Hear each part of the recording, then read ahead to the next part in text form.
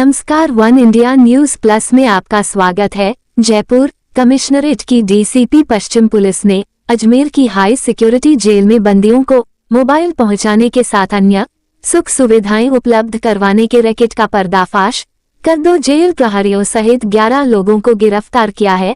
आरोपियों में मोबाइल पहुंचाने वाले बंदी व अन्य लोग शामिल हैं। Police commissioner Biju George Joseph ने बताया कि अजमेर हाई सिक्योरिटी जेल में बंद सुखदेव सिंह गोगामेड़ी हत्याकांड के आरोपियों द्वारा राजधानी के बिल्डर्स, व्यापारी और रसूखदारों से एक के बाद एक कर रंगदारी मांगने के कई मामले सामने आए।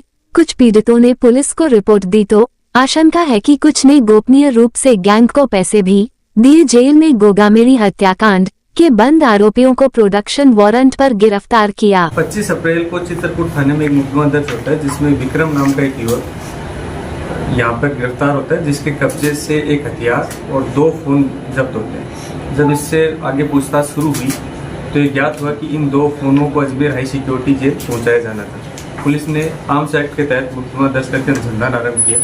इसी क्रम में आगे 2 अन्य आरोपी, जिसमें एक का नाम रामस्वरूप और एक का नाम जितेंद्र है, ये लोग अरेस्ट हुए।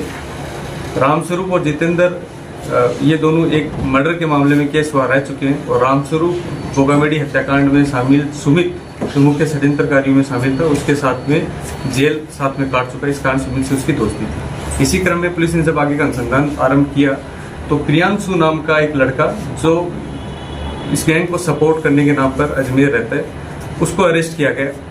इन सबको अरेस्ट करने से ज्ञात हुआ कि प्रियांशु अन्य 3 लोग, जो एक का नाम साहिल है, एक का नाम नरेश है और एक गंगाराम है, इनसे जुड़ा हुआ था। इसी क्रम में जब साहिल की भूमिका की तलाश की गई तो साहिल कपिल पंडित की मौसी का लड़का है, जो जेल में सुविधाएं देने के नाम पर साहिल के द्वारा प्रियांशु के माध्यम से लगातार पैसों का ट्रांसफर किया जा रहा था। इसी क्रम में जब नरेश से अनुसंधान किया गया तो पता चला कि वो गंगाराम से जुड़ा हुआ है और उसके माध्यम से पैसे का एक लंबा लेन देन, एक्सटॉर्शन मनी जो बाहर से उगाई जाती है, उसका एक लंबा हिस्सा को अजमेर पहुंचाया जा रहा था। जब गंगाराम से अनुसंधान किया गया तो पता चला कि 2 जेल कर्मी, जिसमें एक का नाम पवन और एक का नाम विक्रम, ये जेल में कैंटीन का संचालन का कार्य भी करते हैं। इन दोनों की भूमिका सामने आई कि एक्सटॉर्शन का एक बड़ा हिस्सा का जो पैसा है वो जेल में बंद ये जो हार्डकोर मुलजिम है, इनको सुविधाएं देने के नाम पर और इनको फोन रखने की अनुमति के नाम पर पहुंचाया जा रहा था।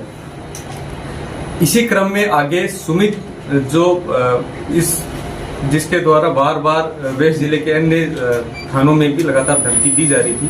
हरमाड़ा में भी इसी तरह का मुकदमा लगभग 1.5 महीने पहले दर्ज हुआ था, जिसमें लगभग 16 लोग अरेस्ट हुए थे। और इसी क्रम में एक धमकी हाल में 15 दिन के पहले एक मुकदमा वैशाली थाने में दर्ज हुआ, वो भी सुमित यादव ग्रुप द्वारा ही दी गई। इन सब जो मुलजिम है, इनको जेल में एक्सटॉर्शन कॉल करने के लिए जो फोन मिलते हैं या वो नंबर, जब ये एक बार धमकी दे देते हैं, कोई केस रजिस्टर हो जाता है तो नए फोनों की जरूरत होती है, वो